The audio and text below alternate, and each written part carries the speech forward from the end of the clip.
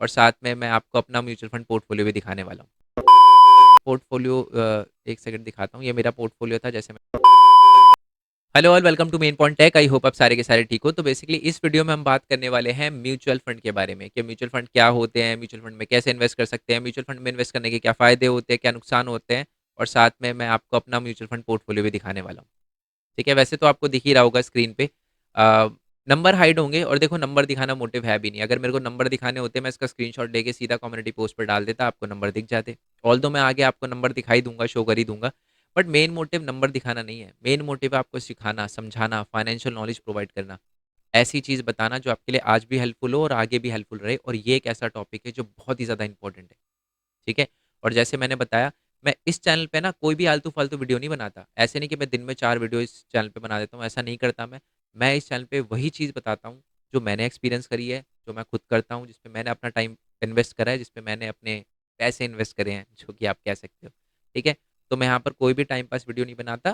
Basically वही information आपको मिलेगी जो 100% ऑथेंटिक है। ठीक है, आई होप ये बात आपको क्लियर हो गई है। तो म्यूचुअल फंड क्या होता है, उस पे जाने से पहले ना मैं आपको ये अपनी इन्वेस्टमेंट वगैरह दिखाना चाह रहा था।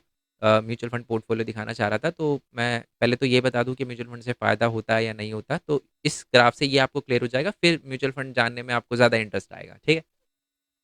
तो ये ग्राफ आपको दिख रहा होगा, 2 लाइनें दिख रही होगी। एक तो डॉटेड लाइन है नीचे वाली, ठीक है, बिल्कुल मेरे सर के ऊपर दिख रही होगी शायद आपको। और दूसरी वाली जो है वो डार्क वाली लाइन है, जो ऊपर वाली लाइन है। ठीक है। ये जो डॉटेड वाली लाइन है ना, ये है जी मेरी इन्वेस्टमेंट, यानी जो मैंने जितना म्यूचुअल फंड में इन्वेस्ट करा है। और आप देखो ये ग्राफ जो है वो धीरे धीरे धीरे धीरे धीरे धीरे जो वो है इंक्रीज हो रहा है। यानी मैं भी अपनी इन्वेस्टमेंट जो है वो मैं आपको बता दूं, मैं हर महीने म्यूचुअल फंड में कुछ इन्वेस्ट करता हूँ। तो इसी वजह से ग्राफ ऊपर की तरफ जा रहा है। ठीक है सर, ये बात क्लियर हो गई। आप देखोगे कि ऊपर वाली लाइन पता है क्या है? ऊपर वाली लाइन है जी मेरी इन्वेस्टमेंट प्लस उस पर जितना मेरे को प्रॉफिट हुआ है। आप है ना एक ध्यान से सुनो, ये दोनों लाइनें एक एक टाइम पे ना साथ चल रही थी, आप ध्यान से देखोगे। पर धीरे धीरे धीरे धीरे ये गैप जो है वो इंक्रीज होता जा रहा है, यानी मेरा प्रॉफिट जो है वो धीरे धीरे इंक्रीज होता जा रहा है। ठीक है। तो नीचे वाली लाइन क्या है? वो है मेरी इन्वेस्टमेंट। ऊपर वाली लाइन क्या है? मेरी इन्वेस्टमेंट की करंट वैल्यू, यानी मेरी इन्वेस्टमेंट प्लस प्रॉफिट। तो यस, म्यूचुअल फंड से प्रॉफिट वगैरह होता है। ठीक है। मतलब आप कह सकते हो एक अच्छा इन्वेस्टमेंट का जो है वो तरीका है म्यूचुअल फंड। ये पता चल गया आपको? तो अब बात करते हैं जी म्यूचुअल फंड होता क्या है। तो ये तो क्लियर हो गया कि जी हाँ, म्यूचुअल फंड से भी लोग पैसे बनाते हैं, मैंने भी पैसे बनाए हैं, और ईज़ी होता है, कोई मतलब है नहीं, बट आपको बेसिकली नॉलेज होनी चाहिए। ठीक है। तो हम बात करने वाले हैं जी शेयर मार्केट के बारे में। आपको पता होगा म्यूचुअल फंड जो है वो शेयर मार्केट, स्टॉक मार्केट, या जिसको इक्विटी मार्केट आप कह सकते हो, उससे रिलेटेड है। ठीक है। ओके। तो इस वीडियो को शुरू करने से पहले तो मैं 2-3 डिस्क्लेमर दे दूँ। पहला डिस्क्लेमर तो ये है कि इस वीडियो में मैं बहुत सारी कंपनी के नाम लूँगा। ठीक है? क्योंकि प्रैक्टिकल नॉलेज अगर आपको प्रोवाइड करनी है तो ऑब्वियस सी बात है, 2-3 कंपनी के मेरे को नाम लेने पड़ेंगे एज़ अ एग्ज़ाम्पल, बट वो सिर्फ़ इन्फॉर्मेटिव पर्पज़ के लिए होंगे। उनको बाय करना, सेल करना, होल्ड करना, एवरेज करना, उनके बारे में मैं ना बता रहा, ना आपको एडवाइस कर रहा। मैं सिर्फ़ आपको मतलब नॉलेज प्रोवाइड कर रहा हूँ। तो ये तो पहली बात हो गई। दूसरी और सबसे इम्पोर्टेंट बात ये है बच्चे, कि जब आप ये वीडियो देख रहे होगे ना, तो मेरे को पूरा भरोसा है कि नीचे है ना, नीचे जब आप चेक करोगे तो नीचे पक्की, मैं ना बार बार बच्चे बोल रहा हूँ, तो मेरी दिक्कत ये है कि मैं मेरा दूसरा भी यूट्यूब चैनल है मेन पॉइंट स्टडी करके, वहाँ मैं पढ़ाता हूँ। तो मैक्सिमम जो व्यूअर्स होंगे वो बच्चे ही होंगे। ठीक है। तो इस वजह से मेरे मुंह से बच्चे निकल रहा है। बट अगर कोई बड़ा भी है तो फिर ना हो इस बात को लेकर। ठीक है। पहला डिस्क्लेमर तो मैंने दे दिया, जो भी कंपनी के नाम लूंगा वो जस्ट एक एग्जांपल है। मैं चाहता किसी और कंपनी का भी नाम ले सकता था, बट समझ रहे हो ना, एज एग्जांपल। तो जो भी मेरे मुंह से कंपनी का नाम लिखने का, ऐसा नहीं है कि मैं किसी कंपनी की तारीफ कर दूं, आप बोलो कि अच्छी कंपनी है सर, हम तो इसमें इन्वेस्ट करेंगे। ऐसा नहीं है। नॉलेज प्रोवाइड करना मेन मोटिव है। दूसरी सबसे इंपॉर्टेंट बात यह है कि ना, यहाँ पर मैं बात कर रहा हूँ इन्वेस्टमेंट के बारे में। ठीक है जी। आपको मैं लिख के दे रहा हूँ, आप जब इस, क्योंकि आप ये वीडियो देख रहे हो, वीडियो के नीचे आप करोगे तो 2-3 आपको सजेशन भी मिलेंगे वीडियो के, आपको कुछ ना कुछ कमेंट भी ऐसे मिलेंगे जो बात करेंगे ट्रेडिंग के। ट्रेडिंग पता है ना वो, कि जी कैंडल स्टिक है, ग्रीन जाए ऊपर नीचे, रेजिस्टेंस। दुनिया की सबसे खराब चीज़ है वो। ठीक है। ये मेरा पर्सनल बिलीफ है। आप देखो, मेरा क्या पर्सनल बिलीफ है, आप सेबी सेबी जो है वो स्टॉक मार्केट का एक कंट्रोलिंग बॉडी है। जो सेबी है उसने खुद बोला है कि जी 95% जो बंदे ट्रेडिंग करते हैं वो तो लॉस में जा रहे हैं। पैसे सिर्फ एक ही कमा रहे हैं, वो कौन है जी? ब्रोकर कमा रहे हैं। तो इसलिए मेरा क्या, सबका मानना है कि जी ट्रेडिंग जो है वो अच्छा तरीका नहीं है। आप अगर नॉलेज के पर्पज से वीडियोस देखना चाहो ट्रेडिंग के तो आप देख सकते हो, बट कभी भी इन्वेस्टमेंट के पर्पज़ से नहीं, क्योंकि मैं देख रहा हूँ कि जी ट्रेडिंग की बड़ी हाइप बन रही है। ठीक है जी? जो कि एक अच्छी बात नहीं है बिल्कुल भी। और अगर मतलब बहुत दिक्कतें फेस करनी पड़ेगी अ, अगर आप ये ट्रेडिंग वगैरह करते हो। तो दूसरा डिस्क्लेमर ये है कि ट्रेडिंग की वीडियो ना मैं बना रहा यहाँ पर। अगर आप ट्रेडिंग की वीडियो देखने आए ना यहाँ पर, मतलब आप सोच रहे हो मैं ट्रेडिंग बताऊंगा, तो भैया वीडियो छोड़ के आप जा सकते हो। आपका हमारा साथ यही तक था वीडियो में। ठीक है? तो ट्रेडिंग की बात नहीं करेंगे। चलो अब बात करते हैं, आ जाते हैं back to the main topic कि शेयर मार्केट में ना बेसिक। अच्छा, आप सोचोगे सर आप तो म्यूचुअल फंड के बारे में बता रहे थे, शेयर मार्केट बेसिकली इसी से रिलेटेड है, इसलिए बताना इंपॉर्टेंट है। ठीक है? शेयर मार्केट के अंदर कुछ ऐसे रूल्स थे जिसकी वजह से जो है लोगों को, मतलब आप कह सकते हो कि म्यूचुअल फंड का जन्म हुआ उन चीज़ों की वजह से। अब ये क्या है वो मैं बताता हूँ। ठीक है? आपको ना और कुछ शेयर मार्केट के बारे में पता हो या ना पता हो, आपको इतनी बात तो पता होगी कि शेयर मार्केट में ना बहुत सारी कंपनीज होती है, जैसे रिलायंस, डिक्सन टेक्नोलॉजी का एग्जांपल मैं क्यों ले रहा हूँ भी बताऊंगा। और डिक्सन टेक्नोलॉजी अगर आपको नहीं पता तो ये जो है वो इलेक्ट्रॉनिक गुड्स वगैरह, फ़ोन वगैरह इनको मैन्युफैक्चर वगैरह करने का काम करती है। ठीक है? और वोडाफोन आइडिया हो गया, इरेडा हो गया, टाटा कंसल्टेंसी, LIC है ना, टाटा मोटर्स है ना, हुंडई, महिंद्रा एंड महिंद्रा, बहुत सारी कंपनी, हज़ारों कंपनी है। ठीक है? और आपको ये भी पता होगा कि ना शेयर मार्केट में ना ये जो भी कंपनी लिस्टेड है ना, इनके ना कुछ शेयर प्राइस होता है। जैसे कि अभी अभी इस टाइम करंटली जब मैं वीडियो बना रहा हूँ, तो रिलायंस का जो शेयर प्राइस है वो है 1221। कितना बोला जी मैंने? 1221। डिक्सन टेक्नोलॉजी का कितना है? 18,000 लगभग, है ना? डिक्सन टेक्नोलॉजी का है जी 18,000। पहली चीज, जरूरी नहीं है कि जी रिलायंस का शेयर प्राइस जो है वो 1221 है और डिक्सन टेक्नोलॉजी का 18,000 है तो डिक्सन टेक्नोलॉजी रिलायंस से बड़ी कंपनी है। ऐसा नहीं होता, ये बिल्कुल ये इसका कोई लॉजिक नहीं है। मतलब लॉजिक नहीं, मतलब ये बिल्कुल सही बात नहीं है कि कोई जरूरी नहीं है कि कोई कंपनी का प्राइस जो है वो शेयर प्राइस कम है तो वो छोटी कंपनी है, या किसी कंपनी का शेयर प्राइस बड़ा है तो वो बड़ी कंपनी है। ऐसा नहीं होता। ये पहली बात हुई। दूसरी बात ये है कि क्या सर हर कंपनी, जैसी कोई कंपनी, मतलब आप कोई कंपनी बनाते हो क्या वो सीधा स्टॉक मार्केट में लिस्ट हो जाती है? नहीं, ऐसा नहीं होता। इस पर मैंने डिटेल वीडियो बना रखी है कि ना अगर किसी कंपनी को शेयर मार्केट में आना होता है, एंटर करना होता है ना, तो उसे अपना आईपीओ निकालना होता है। जैसे एक बार जोमेटो ने अपना आईपीओ निकाला था, और एक ही बार निकालती है कंपनी ऑब्वियस सी बात है, शेयर मार्केट में अगर लिस्ट होना होता है तो एक ही बार हो सकते हो आप। तो एक कंपनी थी जोमेटो, है, उसने अपना आईपीओ निकाला था, तो मैंने आईपीओ में अप्लाई किया था, मेरे को आईपीओ मिला भी था। ठीक है? मैंने थोड़े बहुत पैसे भी कमाए इससे। एंड आप कैसे जो है वो मतलब आईपीओ वगैरह इसमें है ना, बेसिकली मैंने ये भी बताया किसी कंपनी का शेयर प्राइस ऊपर और नीचे वगैरह क्यों जाता है, पूरा का पूरा मैंने आपको बताया। और कैसे आप इन्वेस्ट कर सकते हो आईपीओ में, वो भी मैंने बताया। सारी चीज़ें बताई है, तो आप ये वीडियो देख लेना कि कोई भी कंपनी अगर स्टॉक मार्केट में आना चाहती है और क्यों आना चाहती है वो भी बताया, कि कोई भी कंपनी स्टॉक मार्केट में क्यों आना चाहेगी, वो भी इस वीडियो में बताया। तो ये वीडियो आप देख लेना, बहुत ही ज़्यादा इन्फॉर्मेटिव। अब आ जाते हैं जी back to the main topic. ठीक है? तो सर आप ये बोल रहे हो कि मिनिमम हमें एक शेयर तो किसी ना किसी, अगर मान लो शेयर मार्केट में मेरे को रिलायंस का शेयर खरीदना है तो मिनिमम एक शेयर तो खरीदना है। ऐसा नहीं कर सकता कि मान लो लेट्स अज्यूम कि मेरे पास 400 रुपये ही है और मैं चाहता हूँ कि यार मेरे को ना पूरा शेयर ना मिले रिलायंस का, मेरे को ना 20% शेयर मिल जाए और डिक्सन टेक्नोलॉजी का सिर्फ 0.1% शेयर मिल जाए, और मैं दोनों कंपनी के, क्योंकि मेरे को लग रहा है दोनों कंपनी अच्छा करेगी, तो मैं दोनों कंपनी में ही अपने 400 रुपये लगा दूं। नहीं कर सकता मैं, क्यों? क्योंकि मेरे को कम से कम रिलायंस का एक शेयर खरीदने के लिए 1200 चाहिए, और 1221 रुपये चाहिए, और डिक्सन टेक्नोलॉजी के लिए तो 1800 चाहिए। तो ये प्रॉब्लम है, प्रॉब्लम नहीं है तो रूल है। ठीक है? दूसरी जो चीज़ है ना हमारे शेयर मार्केट के अंदर, वो ये है लोगों को नॉलेज नहीं होती। ठीक है? सुनना मेरी बात, मान लो कोई कंपनी है जिसका नाम है एक्स कंपनी। ठीक है? और उस कंपनी के अंदर क्या हुए, आपने बिना सोचे समझे, मतलब बिना किसी नॉलेज के, है ना, पता है लोग क्यों क्यों कहते हैं स्टॉक मार्केट को जुआ, शेयर मार्केट को जुआ क्यों कहते हैं? क्योंकि आप इसको जुआ समझ के ही एंटर करते हो। पता है क्या? लोगों से पूछो ना कि आप इस कंपनी में इन्वेस्ट क्यों करा उसने, उसको कुछ नहीं पता होता। उसको ये नहीं पता होता कि कंपनी का मतलब CEO कौन है, उसको ये नहीं पता होता कंपनी के प्लान क्या है, उसको ये नहीं पता होता कंपनी के प्रॉफिट क्या है, उसको ये नहीं पता होता कंपनी पे कितनी लाइबिलिटी है, उसको ये नहीं पता होता कि कंपनी का पी रेशो क्या है। बिना सोचे समझे, नाम सुना है कंपनी का इसलिए मैंने इन्वेस्ट कर दिया, या किसी ने मेरे को बताया था इसलिए मैंने इन्वेस्ट कर दिया, न्यूज़ चैनल देखा था इसलिए मैंने। खराब तरीका होता है बिल्कुल ही। समझ रहे हो? ये बिल्कुल ही जो भी आपको, जिसने भी आपको बताया होगा, उसको बोलने में क्या दिक्कत है? उसको बोलने में कोई दिक्कत नहीं है कि हाँ भाई खरीद लो या बेच दो। आप अपना भी तो माइंड यूज करो। तो हम भी, दिक्कत यही है कि बहुत सारे लोग क्या करते हैं, अंधाधुन जो है वो किसी भी कंपनी में जाके इन्वेस्ट कर देते हैं, और ऑब्वियस सी बात है लॉस होगा। ठीक है? बट चलो लेट्स अज्यूम कि एक कंपनी है जिसमें 10,000 रुपये लगाए, कोई पर्सन है जिसने 10 लाख रुपए लगाए बिना सोचे समझे, और बंदे की इतनी किस्मत खराब खराब के 1 महीने के अंदर ही कंपनी गायब, डूब गई, भाग गई, जो मर्जी हो गया, और शेयर प्राइस जीरो। वैसे ऐसा होता नहीं है, बट मैं बता रहा हूँ कि बहुत ही मतलब 99.99999% ऐसा नहीं होता, बट फिर भी मैं बोलता हूँ कि बिल्कुल ही जीरो ही हो गया बंदे का शेयर, बिना सोचे समझे लगाया था तो होना ही था। क्यों ऐसा क्यों हुआ? क्योंकि उसको इन्फॉर्मेशन नहीं थी। अब इन्हीं दोनों चीज़ों का सॉल्यूशन प्रोवाइड करता है जी म्यूचुअल फंड। अब पता चलेगा कि जी म्यूचुअल फंड क्या होता है। म्यूचुअल फंड की है ना कंपनी होती है, जैसे मान लो एक कंपनी है जिसका नाम है X Y Z mutual fund, ठीक है। ये क्या करती है? एक लिस्ट निकालती है, ठीक है, कंपनी की लिस्ट निकालती है, जिसमें मान लो रिलायंस भी है, डिक्सन टेक्नोलॉजी भी है, और बहुत सारी Vodafone Idea, L I C, Tata Motors, T C S, ऐसी बहुत सारी लिस्ट है। और उसके आगे कुछ परसेंटेज लिखा होता है, 3.76%, 5.28%, है ना, 6.76%, 3.28%, ऐसे बड़ी लिस्ट होगी। अच्छा, ये लिस्ट कितनी भी लंबी हो सकती है, मेरे कहने का मतलब 50 भी हो सकती है इस लिस्ट के अंदर कंपनी, 60 भी हो सकती है, 70 भी हो सकती है, 127 भी हो सकती है। अभी है ना, आपको समझ नहीं आ रहा होगा, अभी अभी आप कनेक्ट कर जाओगे एक ही बार में, ठीक है, मेरी बात पूरी सुनना।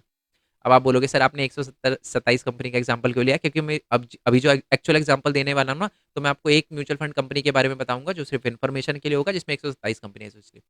तो म्यूचुअल फंड कंपनी बोलती है कि जी हमको आप पैसे प्रोवाइड करो और हम आपके भी आप पे, क्योंकि देखो आपके पास 400 रुपए है, मेरे पास 400 रुपए, ऐसे बहुत सारे लोग होंगे जो इन 27 कंपनी के शेयर को खरीदना चाहते होंगे, बट उनके पास बहुत कम पैसे। तो म्यूचुअल फंड कंपनी कहते हैं कि आप हमको दो पैसे ऐसे, क्योंकि आपके 400 400 400 400 ऐसे भारत के सारे लोगों ने क्या किया, 400 400 इकट्ठे रुपए करके बहुत सारे, मतलब 400 भी, 50, 500 भी, 1000 भी, 10 रुपए से भी एसआईपी होती है, कितने भी पैसे जो है वो लगाए, और इस म्यूचुअल फंड की कंपनी के पास हो गए 10,000 करोड़ रुपए, अभी करेगी इन्वेस्ट।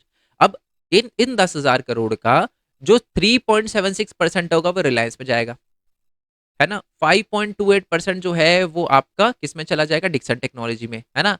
और यूनी जो भी मैंने कंपनी का नाम लिखा है यू से, उसमें चले जाएंगे 6.28%, है ना। और एल आई सी में 7.28%। तो ऐसे जो है ना, वो आपके पूरे के पूरे 100%, ये 10,000 का 10,000 करोड़ जो है 100% अमाउंट इन सारी की सारी कंपनी में इस परसेंटेज वाइज चला जाएगा। इससे आपको क्या फायदा है? आपने जो 400 रुपए लगाए थे ना, वो भी 400 रुपए परसेंटेज में बढ़ जाएंगे, यानी 400 रुपए का 3% कितना हो गया, 400 का 1% कितना हो गया, मैथ सिंपल मैथ्स है यार, 12 रुपए हो गए ना, 3%, 1% 4 रुपए, 2% 8 रुपए, 3% 12 रुपए, इतनी बेसिक तो मैथ्स होनी चाहिए। तो मैं पॉइंट भी नहीं ले रहा, मैं मान लो 3% ही है रिलायंस में, तो आपके 12 रुपए इसमें इन्वेस्ट हो गए। देखो शेयर प्राइस तो 1221 का था, बट आपके क्या है, 12 रुपए भी इन्वेस्ट हो गए, क्योंकि आपने म्यूचुअल फंड में लगा कर करे थे। तो यानी पहली प्रॉब्लम को सॉल्यूशन मिल गया ना। आपने एक शेयर भी नहीं खरीदे, फिर भी आपको कुछ ना कुछ पोर्शन रिलायंस का मिल गया, एक तो ये फायदा है। दूसरा फायदा क्या है कि आपको नॉलेज नहीं थी। अब बंदे को नॉलेज, किसी बंदे को नॉलेज नहीं है, तो वो किसी भी जाकर वो ऐसे इन्वेस्ट कर देता है। तो म्यूचुअल फंड पता है क्या होता है? म्यूचुअल फंड कंपनी ऐसे ही नहीं होती। म्यूचुअल फंड कंपनी के होते हैं फंड मैनेजर, और वो फंड मैनेजर ऐसे होते हैं जिनके 15-15, 16-16 साल का एक्सपीरियंस होता है, बड़ा तगड़ा एक्सपीरियंस होता है, बहुत ही ज्यादा आप कह सकते हो नॉलेजेबल होते हैं इस फील्ड के अंदर। और वो अपना दिमाग लगा के इन कंपनी के अंदर, जैसे मैंने बोला ना 3.76, तो उन्होंने बिल्कुल सोच समझ के 3.76% लगाए होंगे इसके अंदर, ठीक है। और ये कोई फिक्स नहीं है, अगर उन्हें लगता है कि यार ये कंपनी है ना आगे चल के कुछ अच्छा करेगी नहीं, तो वो क्या करते हैं, इस कंपनी को निकाल के किसी दूसरी कंपनी को भी एंटर करवा देते हैं, तो अपना दिमाग यूज करते हैं वो। तो इसका मतलब जो है वो आपका पैसा किसी ऐसे बंदे को आप दे रहे हो जो नॉलेजेबल हो और आपके भी आप पे इन्वेस्ट कर रहा है। तो आप देख रहे हो दोनों से। अच्छा क्या मतलब इसमें कुछ लेगा नहीं, वो लेता है यार, 0 मतलब, है ना, एग्जिट रेशो होता है और उसका कुछ अमाउंट वगैरह भी होता है, तो वो भी वो लेते हैं, बट मतलब 400 रुपए का आप कह सकते हो कि 2 रुपए 3 रुपए वो लेंगे। और वो भी ऐसे नहीं, वो लगातार दिन में कम होता है, उस पर मत जाओ, ठीक है। उस पर वो अभी हमारा टॉपिक नहीं है, बट इनको भी ऑब्वियसली बात है कुछ फायदा होता है, मतलब कि 400 रुपए की इन्वेस्टमेंट की 400 रुपए नहीं करेंगे, थोड़ा सा कम अमाउंट जो है वो इन्वेस्ट करेंगे, ये समझ लो आप, ठीक है। और वो कुछ कुछ अपना प्रॉफिट निकालेंगे, बट वो बहुत ज्यादा, मतलब वो बहुत ही कम होगा, ठीक है, जिससे आपको कोई ज़्यादा फ़र्क पड़ने वाला नहीं है। तो वो ऐसे जो है वो करेंगे सारे के सारे यहाँ तक। तो इससे दोनों प्रॉब्लम सॉल्व हो गई। पहली तो एक सिंगल शेयर की ज़रूरत नहीं है अब आपको। दूसरा है कि आपके पैसे कोई ऐसा बंदा लगा रहा है जो एक्सपर्ट है। दोनों प्रॉब्लम का सॉल्यूशन आपको मिल गया ना। चलो जी, ये बात आपको क्लियर हो गई। सर अब कोई म्यूचुअल फंड कंपनी दिखा दो। बिल्कुल जी हाँ, मैं एक म्यूचुअल फंड कंपनी आपको दिखा देता हूँ। ये है जी एक म्यूचुअल फंड कंपनी, है ना। जैसे मैंने बोला एग्जाम्पल है, सिर्फ एग्जाम्पल के उससे बता रहा हूँ। एक axis growth opportunity fund direct growth है ना। मैं आपको ये भी बता दूं कि बहुत सारे म्यूचुअल फंड ऐसे हैं जिसने इससे ज़्यादा रिटर्न दिया होगा, इससे कम भी दिया होगा। तो मैंने जैसे बताया ये सिर्फ एग्जाम्पल है, ऐसा नहीं है कि मैंने मतलब रैंडम है, ये रैंडम एग्जाम्पल लिया एक तरह से, ये सोच लो आप। इसमें आप देख रहे हो कि इन्होंने ना 3 साल के अंदर जो है वो हर साल जो है वो 15% आपको आपके पैसे बना के दिया है। नहीं, अगर मैं 1 साल निकालता हूँ, लास्ट मतलब 1 साल पहले अगर इनमें Axis growth opportunity fund direct growth में आपने ₹100 लगाए थे, तो आज वो ₹129 हो गए होंगे, जो कि आपको लग रहा होगा कम है, बट ज़्यादा है। 29% प्रॉफिट भी अच्छा खासा होता है, ठीक है? तो ये है। अब मैं एक और चीज़ दिखाता हूँ आपको, ये देखो। यही एक्सिस का ही है, यानी axis growth opportunity fund direct growth का है। तो इनके अंदर जो भी पैसे आप इन्वेस्ट करते हो ना, वो जाते हैं इन 127 कंपनी में, जिसमें टोरेंट पावर है, आईसीआईसी बैंक है, एचडीएफसी बैंक है, सीजी पावर करके है ना, इन्फोसिस है, रिलायंस है ना, परसिस्टेंट सिस्टम करके है, भारतीय एयरटेल है, इंडियन होटल कंपनी करके है, जोमेटो है ना। तो ये सारी है। अब मैं सियोल पे करूंगा तो लंबी लिस्ट हो जाएगी, बट ये सिर्फ मैंने बताया, सिर्फ एग्जाम्पल मतलब समझाने के पर्पज से। और आगे देखो ये भी लिखा है कि ये टोरेंट पावर जो एक एनर्जी की कंपनी है, और इसमें देखो इतना परसेंट जा रहा है आपका पैसा, इसमें इतना परसेंट, इसमें इतना परसेंट है ना। एचडीएफसी में कितना 3.26%, रिलायंस में देखे, रिलायंस में जो है 1.86% है, ठीक है। तो ये भी आपको क्लियर हो गया कि जो है वो कोई कंपनी जो होती है वो ये मतलब कैसे कैसे इन्वेस्ट करती है, यहाँ भी आपको क्लियर होगा। जैसे मैंने बताया वो भाई, वो सिर्फ एक एग्जाम्पल है एक्सिस वाला, दिल पे मत लेना कहीं आप इन्वेस्ट करो, ओके। अब है ना, मैं ना 2-3 चीज़ें और बताता हूँ आपको, ठीक है? अब है ना, म्यूचुअल फंड में इन्वेस्ट आप कैसे कर सकते हो, ऑल्दो इस वाली वीडियो में आपको पता चल जाएगा, इस ये वाली वीडियो जो है, क्योंकि मेरे को अलग से अगर मैं वीडियो बनाऊँगा तो लेंथी बनेगी और उसका कोई सेंस नहीं है। अब आप म्यूचुअल फंड में कैसे इन्वेस्ट कर सकते हो, पहले तो ये बता देता हूँ। बहुत सारी अलग-अलग कंपनी, जैसे जैसे आपने ऐड भी देखी होगी, शायद आप ये वीडियो चला रहे हो तो पक्का किसी न किसी कंपनी की ऐड आई होगी। ग्रो है, ज़ेरोधा है, 5 पैसे है, अपस्टॉक है, एंजल वन है, ये बहुत सारी कंपनीज़ है जो आपके जो मतलब जिसके थ्रू आप म्यूचुअल फंड की उसमें इन्वेस्ट कर सकते हो। मतलब जब आप कोई भी, जैसे मेरे पास जो है वो ग्रो है, जैसे कि आपने देखा भी होगा, उस पे ग्रो लिखा था जब मैंने पोर्टल खोला था, तो अपना म्यूचुअल फंड पोर्टफोलियो दिखाया था। तो ग्रो में पूरा देखो लीगल प्रोसेस होती है, पूरा पैन कार्ड वगैरह लगता है। इससे एक बात आपको समझ आई कि 18 प्लस का बंदा ही जो है वो म्यूचुअल फंड में इन्वेस्ट कर सकता है। ऑल्दो इन्फॉर्मेशन तो आपको होनी चाहिए, इसलिए मैं वीडियो बना रहा हूँ।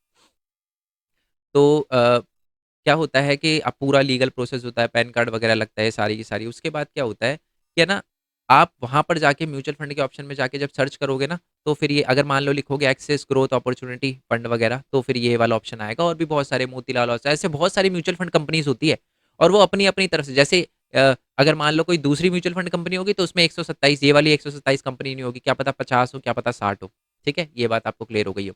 अब ध्यान से मेरी बात सुनना, देखो कंपनी भी है ना 3 तरह की होती है, ये मैं बता रहा हूँ। क्यों? क्योंकि यहाँ पर देखो एक वर्ड लिखा हुआ है, large cap and mid cap. पहले तो ये बताता हूँ, कंपनी 3 तरह की होती है। एक तो होती है लार्ज कैप, एक होती है मिड कैप, एक होती है स्मॉल कैप। लार्ज कैप होती है बहुत बड़ी कंपनी, स्मॉल कैप होती है मीडियम साइज़ की कंपनी। मीडियम कैप होती है मीडियम साइज़ की कंपनी, स्मॉल कैप होती है छोटी कंपनी। जैसे लार्ज कैप का एग्जांपल रिलायंस, बहुत बड़ी कंपनी है। एचडीएफसी बहुत ज़्यादा बड़ी कंपनी है, मतलब ये मार्केट हिला सकता है। आपको चलो बताऊँगा। क्या कहते हैं उसे, मिड कैप कंपनी होती है वो थोड़ी छोटी होती है, स्मॉल कैप बहुत छोटी कंपनी होती है। अच्छा, अगर मैं आपसे पूछूँ इन तीनों कंपनी में आप अगर इन्वेस्ट करना चाहते हो, और आप चाहते हो कि रिस्क फ्री इन्वेस्टमेंट, देखो वैसे कोई रिस्क फ्री कोई वर्ड नहीं होता, बट आप चाहते हो कि थोड़ा-सा कम रिस्क हो, तो इन तीनों में सबसे कम रिस्क किसमें होगा? थोड़ा लॉजिक लगा के बोलना, क्योंकि मैंने बोला था आपकी लॉजिकल रीज़निंग इम्प्रूव करना ही मेरा मेन मोटिव है। अब एक लार्ज कैप कंपनी है, बहुत बड़ी कंपनी है, मिड कैप है, छोटी है, स्मॉल कैप है, बहुत छोटी कंपनी है। तो ये बताओ तीनों में से सबसे ज़्यादा रिस्क किसमें होगा? स्मॉल कैप में, क्योंकि अभी-अभी बनी है कंपनी, है ना? उनके लिए मतलब बहुत सारी ऐसी कंपनी होती है छोटी-छोटी, जिनके लिए सर्वाइव करना बहुत ज़्यादा डिफ़िकल्ट हो जाता है, क्योंकि उनके लिए बहुत छोटी-छोटी अमाउंट भी बहुत बड़ी होती है, तो इसलिए। सबसे कम रिस्क किसमें माना जाता है थ्योरेटिकली बता रहा हूँ, वो है लार्ज स्केल कंपनी। क्यों? क्योंकि क्योंकि ये एक ऐसी ऐसी कंपनी होती है, लार्ज स्केल कंपनी, जिसके अंदर अगर कोई दिक्कत होती है ना, तो गवर्नमेंट भी कोशिश करती है। ऐसा नहीं मैं कह रहा कि गवर्नमेंट जो है पूरी हेल्प करेगी उनको, सॉल्यूशन नहीं। गवर्नमेंट भी हेल्प करती है इन कंपनी की, अगर इन्होंने कुछ गलत ना किया हो, और अगर इनमें कोई ऐसी प्रॉब्लम आ गई हो जिनसे मतलब गवर्नमेंट जो है वो इनकी हेल्प कर सकती है, तो गवर्नमेंट कोशिश करती है, ठीक है। अगर आपको लगता है कि सर बड़ी कंपनी की हेल्प क्यों करती है, तो मैं आपको एक एग्जांपल बताता हूँ। 2008 में कभी सर्च करना, इंडिया की स्टॉक मार्केट गिर गई थी। इसका रीज़न ये नहीं है कि इंडिया में कुछ हो गया था। अमेरिका के अंदर, यूएसए के अंदर एक बैंक था, ठीक है? वो बैंक क्रैश कर गया था। वो बहुत बड़ा बैंक था, बहुत बड़ा लार्ज कैप कंपनी थी वो, और वो गिर गया, जिसकी वजह से अमेरिका की स्टॉक मार्केट गिर गिर गई। और मैं आपको बता दूँ, ये बात भी आपको पता होना चाहिए, अमेरिका की स्टॉक मार्केट पूरे वर्ल्ड की स्टॉक मार्केट का 20% है। और जब अमेरिका की स्टॉक मार्केट में ऊपर या नीचे जाती है ना, तो इंडिया भी सेम वो जो है वो पैटर्न फ़ॉलो करता है, और इंडिया की स्टॉक मार्केट भी गिर गई। ठीक है? चलो। अच्छा, एक सवाल और पूछता हूँ। एक बात बताओ, कोविड के अंदर हमारी स्टॉक मार्केट गिरी होगी या उठी होगी? आप बताओ। गिरी होगी, क्यों? क्योंकि बुरा टाइम चल रहा था। तो जब भी कुछ गलत टाइम चलता है ना, स्टॉक मार्केट गिरती है। क्लियर हो गया? चलो, आई होप ये बात आपको क्लियर हो गई हो। अच्छा, मैं आपको ना अपना भी पोर्टफोलियो 1 सेकंड दिखाता हूँ। ये मेरा पोर्टफोलियो था जैसे मैंने दिखाया, और है ना, अब मैं जल्दी से नीचे करने वाला हूँ, है ना? चलो, अब आप जैसे कि आप देख सकते हो, मैंने भी जो अपने स्टॉक मार्केट में म्यूचुअल फंड में इन्वेस्ट करा है, उसमें देखो जितने भी मैंने म्यूचुअल फंड में इन्वेस्ट करा है, उसमें 56% मेरा जो पैसा है वो लार्ज कैप में गया हुआ है, क्योंकि मेरे को भी रिस्क नहीं लेना। मिड कैप में मेरा 31 है, और 7% सिर्फ और सिर्फ मेरा स्मॉल कैप में है। और कंपनीज अगर मैं करूँगा तो कंपनी की लिस्ट आ जाएगी, बट वो क्या ही करेंगे उसका। तो आई होप ये बात आपको क्लियर हो गई हो। अच्छा, म्यूचुअल फंड में भी इन्वेस्ट करने के दो तरीके होते हैं, एक तो होता है एसआईपी और एक होता है लमसम। ठीक है? एसआईपी क्या होता है? एसआईपी होता है कि सिस्टमैटिक एक तरह से इन्वेस्टमेंट होती है, यानी जैसे मैं करता हूँ। मैंने ना हर महीने अपनी म्यूचुअल फंड की कंपनी को बोल रखा है कि जी हर महीने ना मेरे अकाउंट से जो है वो 1000 रुपये काट के, या 2000 रुपये, 3000 रुपये, 5000 रुपये, जो भी अमाउंट है वो काट के ना, आप है ना म्यूचुअल फंड की दोबारा इसमें इन्वेस्ट करते रहना मंथली। तो ये होता है एसआईपी, जिसमें आप सिस्टमैटिक तरीके से करते हो, मंथली करते हो। लमसम होता है एक ही बार में। ठीक है ना? क्लियर हो गया? तो ये होता है एसआईपी, ये होता है लमसम। दोनों के अपने फायदे हैं, दोनों के अपना नुकसान है। अब ये बताना आज की वीडियो नहीं थी, बेसिकली म्यूचुअल फंड आपको बताना ये था। ठीक है? दोबारा से म्यूचुअल फंड में इन्वेस्ट कैसे कर सकते हो, वो ये वाली जोमेटो वाली वीडियो देख लेना, आपको क्लियर हो जाएगा। बेसिकली बहुत सारी ऐप है, डाउनलोड कर लेना, लीगल प्रोसेस होती है। और उसके बाद जो है वो आप अगर सर्च करोगे तो आपको वो कंपनीज वगैरह मिल जाएगी। ठीक है? आई होप आज की वीडियो आपको अच्छी लगी हो, कुछ समझ आया हो। ठीक है? इससे पहले मैंने क्रिप्टो करेंसी की भी वीडियो बनाई थी, जो कि आप देख सकते हो। एंड फिर भी अगर आपके दिमाग में कोई डाउट हो म्यूचुअल फंड से रिलेटेड, कोई भी छोटा से छोटा क्वेश्चन हो, बड़े से बड़ा क्वेश्चन हो, तो आप मेरे से नीचे कमेंट बॉक्स में पूछ सकते हो। ठीक है? बाकी मिलते हैं जी नेक्स्ट वीडियो में, तब तक के लिए थैंक यू सो मच। जय हिंद, जय भारत, वंदे मातरम। Thanks for your support. Bye bye.